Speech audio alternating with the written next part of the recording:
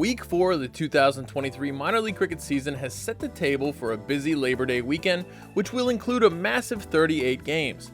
Let's see how Week 4 went down. In the East, the New England Eagles won a nail-biter, bowling out the Somerset Cavaliers in the 18th over to win by 3. The Eagles would go on to lose to New Jersey Stallions, while the Cavs would bounce back with a close win over the Empire State Titans. The Stallions and Titans would continue their weekend trends in a matchup on Sunday, as the Stallions would win comfortably by 46. The inconsistency from Eastern Division teams favors the first-place Stallions as well as the undefeated Philadelphians, who prepare for the Philly Summer Cricket Festival on Saturday with games against the fourth-placed Eagles and the fifth-placed Titans. In the South, the defending Atlantic Conference champions Atlanta Fire were swept in a two-game series by rival Atlanta Lightning. And while the Orlando Galaxy finally found some batting, it wasn't enough to get past Tagnarai Chanderpaul and the red-hot Fort Lauderdale Lions. Labor Day weekend will feature 12 games in the South, all in Atlanta, and the table could look dramatically different when the dust settles on Monday. The Atlantic Conference Batter of the Week for Week 4 is Daron Davis, whose 89 runs helped the Stallions preserve first place in the East. The Atlantic Conference Bowler of the Week for Week 4 is Hussein Talat, who took 7 wickets against rival Atlanta Fire in the Lightning sweep.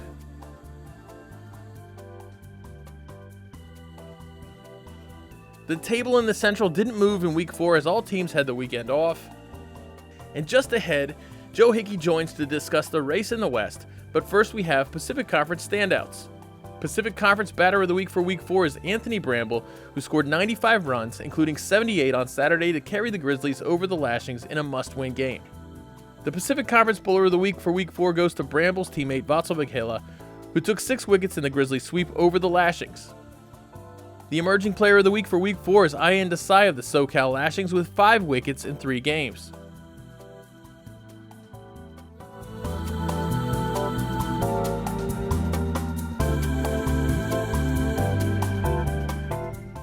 Joining me to talk about the West this week is our West Division correspondent, Joe Hickey. Joe, thanks for joining us again. It's the second time, I think, this season that you've joined us.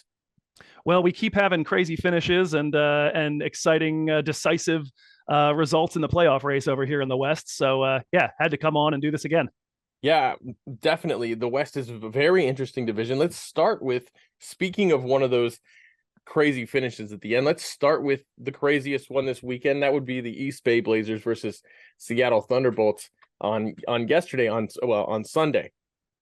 Yeah, the Blazers coming in on the heels of losing on Saturday by 10 runs, found themselves in a tough chase, got a really slow start, put together a nice partnership between Aditya Ganesh and Vikash Mohan, found themselves late in the piece, needing about 25 from 13 when the Canadian Hamza Tariq came into the game, knocked that down to 10 off 6, but then had to get that against Shadley Van Skalkvik. And Shadley did a great job of kind of choking off the runs, took the wicket of Angelo Pereira, looked like it was going to be done all the way down to needing 5 off the final ball, 4 for a super over.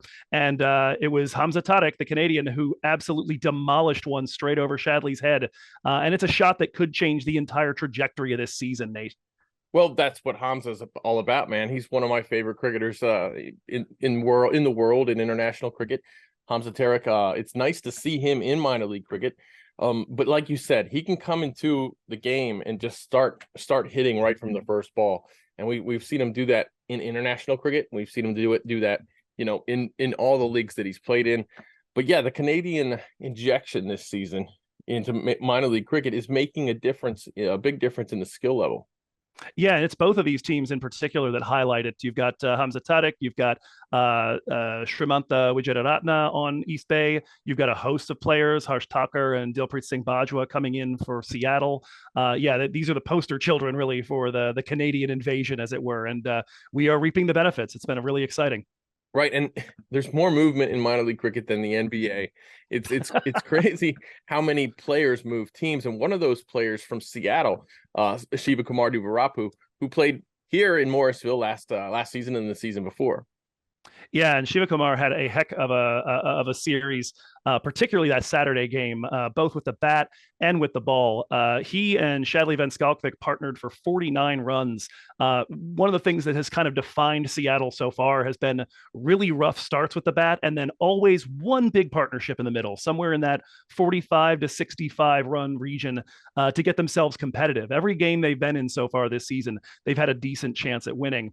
And then Duvarapu, just to make sure that 49 run partnership with Van Skalkvik stuck, turned around and just ripped out all four of East Bay's top order within the power play. Went 4 for 18 in that first game, getting White, Krishnamurthy, Pereira, and Vikash Mohan. And all of that just from attacking the splice of the bat, jammed White into a cotton bold, got Vikash Mohan to pop up, took Sanjay on an edge into the wicketkeeper's gloves, and got Pereira to edge off to slip. So just really beautiful bowling right at that corridor of uncertainty, even a little bit higher, a little bit further inside, cramping batters left and right. I've seen him play a lot of great games here in Morrisville. I've seen him have a lot of really, really good games, but I gotta say this might be the best game I've seen from Shiva Kumar Duvarapu in minor league cricket, and that's saying a lot. He's had a lot of really big contributions here in Morrisville. But yeah, this was his day on Saturday, wasn't it? Oh, absolutely. And then Sunday, it looked like it was Shadley Van Skalkvik's day for Seattle. As we said, right up until that final ball, looked like Seattle were going to sweep the pair. And Van Skalkvik, for his part, just absolutely massacring right arm pace, as he often does. I was myself watching these two games or following the ball by ball and kind of gritting my teeth watching the likes of Rusty Theron and Nawaz Khan get thrown at Duvarapu and Van Skalkvik. All I'm thinking is that's all they hit for high strike rate. What are we doing? And Right. and yeah, they showed you how. 35 off 33 on Saturday for Shadley, 42 off 33. Saw out the spin as East Bay tried to attack him a little bit differently, and then once they had to bring in Theron in the 19th over, smashed him. And Right. it looked for a little while like that contribution would be the difference in the game. Yeah, I mean the players know each other, and like you said, players have their strengths, and one of the weaknesses with this East Bay team is they probably just don't have enough variety with their fast bowling attack. They have tremendous fast bowlers. They have tons of very, very good fast bowlers. They're very deep, and some of their fast bowlers aren't in the team right now. And when you get Carmi into the team, you Mm-hmm. get that variety with the left arm fast bowling. Yeah, so far they've mainly gotten that from Abhishek Paradkar, and he's been pretty effective. Might be a piece of why we haven't seen as much of Carmi so far. But given what we saw last weekend, you certainly would make an argument for getting LaRue involved, maybe alongside a Paradkar. The thing you Right. give up in that case is the potential for the boom boom from Nawaz Khan at the end, if that's the one you take out in response. Although it might be LaRue in for Theron, could go either way. A unicorn for a super king, as it were. Yeah, it's a difficult decision to make. I think, but I don't know if we're seeing the very, very best of East Bay at the moment. Obviously they did lose a game this weekend, which for the first time this season, but they're still in first place though. But the interesting thing. Tell us a little bit about how interesting this table is with these two teams, Seattle and East Bay. Well, yeah. So if not for that six from Hamza Tarek, this would be basically the same table we saw at the end of last season. Silicon Valley on top, and then East Bay and Seattle tied with Seattle ahead on net run rate. As a result of this, instead, you've got East Bay at 4-1, Seattle at 2-2, and a lot of things are going to come into focus this coming weekend. Silicon Valley remains idle, stuck on 6 games. East Bay might be getting in a game to get to 6. They might not be. But Seattle, San Diego, and SoCal will all be on 8 games at the end of this weekend. Thunderbolts and Surf Riders play 4 times over Labor Day. So an awful lot to have come into focus in the very near future for us. Oh, yeah, it's so many things could happen. So many things did happen this weekend in terms of the table, setting things up for the future. And another one of those things would be the other game, the other matchups that happened this weekend, notably the Lashings versus the Grizzlies matchup. So we had talked during the week, just texting back and forth. Mm-hmm. SoCal really needed to split one of the games this weekend. I felt if they were really going to be contenders for the playoffs this year. We know they had a great start. It was great to see a Southern California team right there at the start of the season, up at the top of the table. But let's talk a little bit about that series this weekend. Yeah, it was a bit of a lacking opportunity to try to consolidate what they showed in that first weekend. And it's one of those things where you kind of feel a little rough for the SoCal teams and specifically for the Lashings because that momentum they had coming out of opening weekend had to sit on ice for about 3 weeks, waiting for their next set of games. And they did get off to a decent start against the San Diego Surf Riders, their first game of the week. They won that one by 5 wickets, albeit in a situation where they probably strung it out longer than they would have liked. Right. That's a game where they weren't chasing a huge total, and they succumbed a little bit to an issue they've had recently in terms of going slow in the power play. We talked about that with East Bay, a little more understandable in Seattle for that to take place, but Right. at the moment, SoCal, they came into the weekend with 60% of the balls they faced inside the power play being dots. And the only teams that were worse than that worse in terms of strike rate in the Western Division were winless San Diego and Seattle, who play in Seattle. Right. Tollgate Farms, a little bit of a rough spot to hit, especially early on when you're kind of adjusting to it. But it does look that even though the opening partnership scoring has been plentiful, they got 60-run partnerships to open in 2 of the 3 games. They've had a little bit of that Golden State 2022 syndrome where they aren't getting enough runs quickly enough up front to take the pressure off the later order. And the later order has had an upsetting tendency to crumble a bit, most notably on Saturday when they did finally score quickly in the power play, but lost the plot towards the end. Right. And you mentioned the Grizzlies from last season. Now, the Grizzlies from last season was kind of a holdover of their tactics from the season before, where their whole strategy was get to the end and then score really big at the end. They had a team built for that. Yep. And this last season, they didn't succeed at the end. And then when that happens, the pressure goes back on the front, on the top order, who has to score. And we saw how that caused the Grizzlies to fail last season. However, this season, obviously that's kind of happening a little bit with SoCal Lashings, although they did in one of their games have a massive first wicket partnership. I believe it was 62 run first partnership between Ruben Clinton and Kirsten Kalacharan. And that one I felt like was paced pretty well. Yeah, the one on Saturday really went nicely. The first partnership of roughly 60 runs took about 12 overs to build up on Friday against San Diego. That's kind of why it took so long to get to that target. Yeah. On Saturday, they looked to be in good shape. That one, very much a winnable game late. They needed 40 off the final 30 and looked like they were going to get it done. Would have been a signal victory. Unfortunately for them, they ran into a man I'm presently referring to as the Slim Reaper. Sorry, Kevin Durant. You don't have a copyright. And that is Vatsal Vagela. Vagela is absolutely bowling out of his head right now, particularly when he comes in at the death and particularly in the final over of his spells. He's taken 11 wickets this season. 8 of them have come in his final over of a spell. 4 out of 5 games, he's taken double wickets in that last over. And he did it in both games against SoCal this weekend. Took 2 for just 2 runs in the 16th, got rid of Harpreet Singh and Mrinal Patel. That was at that 40 needed from 30 point that really hamstrung things. SoCal only managed 25 of the 40 that they needed as it worked out after those dismissals. And then he takes out Zohaib Ahmed and Elmore Hutchinson, 2 wickets for just a single run in the 15th over of the game on Sunday, that keeping SoCal at a very manageable 128, so that Golden State were able to chase that down comfortably. Yeah, well, we know all about Vatsal Vagela. Last season, we didn't see a lot of him because he was in the USA team. Unfortunately, he was in the USA 14, but not often in the USA 11. But it is always a joy to watch him. It is always a pleasure to watch him bowl. He loves taking wickets. He's very good at taking wickets, and as you said, he's been tremendous in the death, and he's done all this at an economy under 6. Yeah, just unbelievable. And particularly, I'm thinking about the wicket quality that the folks that he's taking out. It's easy when you take a lot of death wickets to think, all right, you're knocking over number 8, number 9, number 10, number 11. But you hear those names: Harpreet, Mrinal, Elmore, Zohaib Ahmed. And additionally, it's not like he's just getting them from over aggression. It's not a bunch of guys holing out to long on. You've got, of those 6 wickets that he took over the weekend, 2 of them were stumpings and 1 of them an LBW. So he's got people coming forward, pushing back in their crease, trying to figure out how to handle him and paying the price when they don't get it right.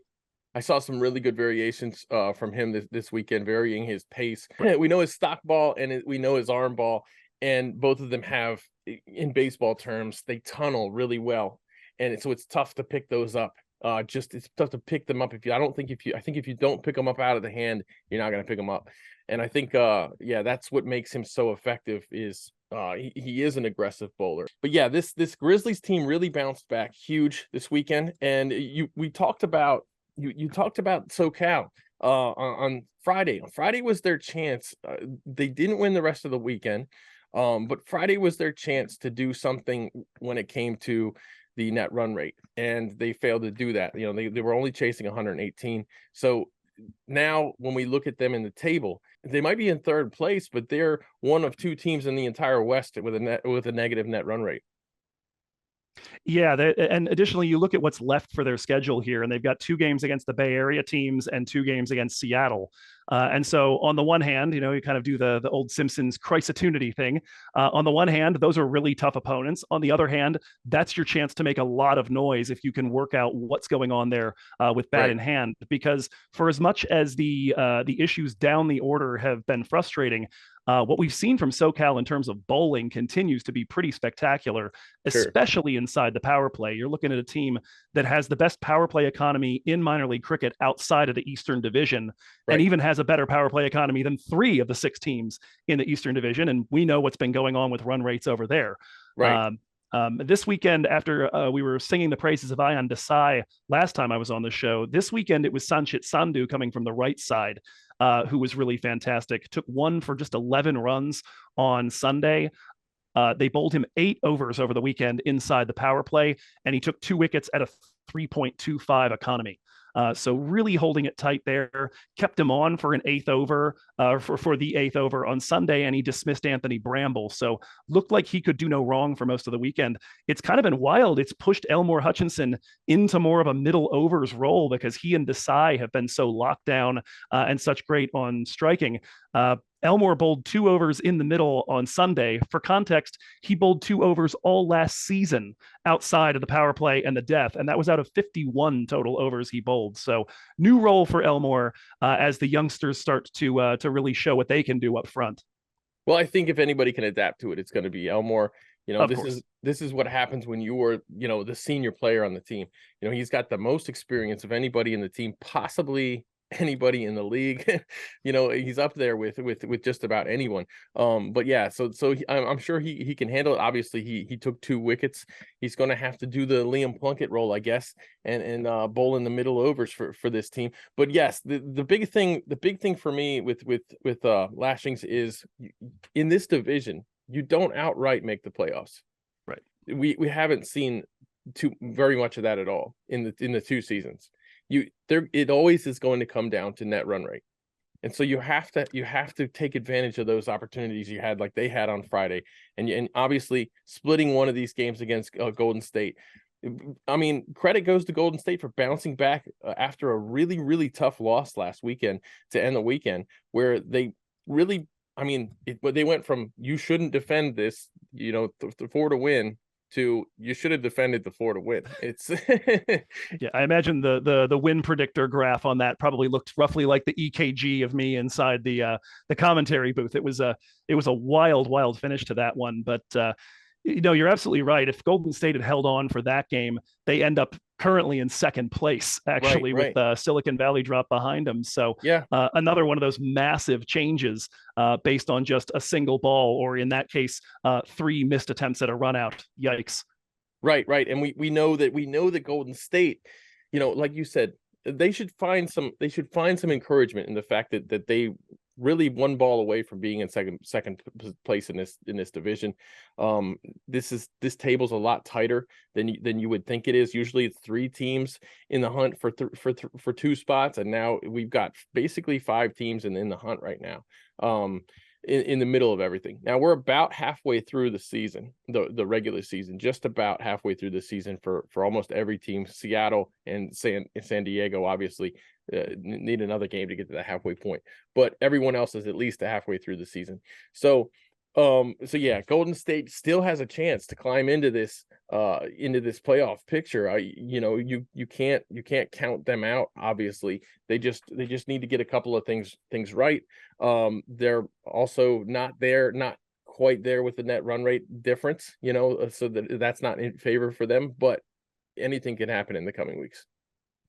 Yeah, well, and it's going to be fascinating, that middle portion of the table there. You've got next week over Labor Day, Seattle playing San Diego, where they can maybe pick up some net run rate assistance and try and get a couple wins in their pocket. But then they take on the SoCal Lashings. And meanwhile, the SoCal Lashings will also be taking on the Golden State Grizzlies. So all three of those teams in the middle in action over Labor Day. It's going to be fiery. I'm going to spend a lot of time in front of my computer. Well, I am too. There's going to be 23 games just in the Pacific alone next weekend, across 4 days, not to mention the Atlantic games. I think there's another 16 or so of them. So the Labor Day weekend is going to be a massive weekend for minor league cricket. I'm really looking forward to it. But we could be talking here in a week's time or a couple of weeks' time, and the table could look completely different. No, without doubt. I mean, you could see Seattle up at 5-3, 6-2 through 8 games if they really do what they're capable of. We're certainly seeing that they've got the weapons there. They pretty much always find that big partnership, and but we could also be looking at them somewhere around 4-4. We could basically have 3 teams all at 500. And Yeah, only one of them gets to go to the postseason. So anything and everything is presently available. So a lot of yeah, fun. great. Well, Joe, thank you for joining me once again. It's always a pleasure talking about the West with you and cricket in general. And I'll see you shortly. All right, take care of yourself, Nate.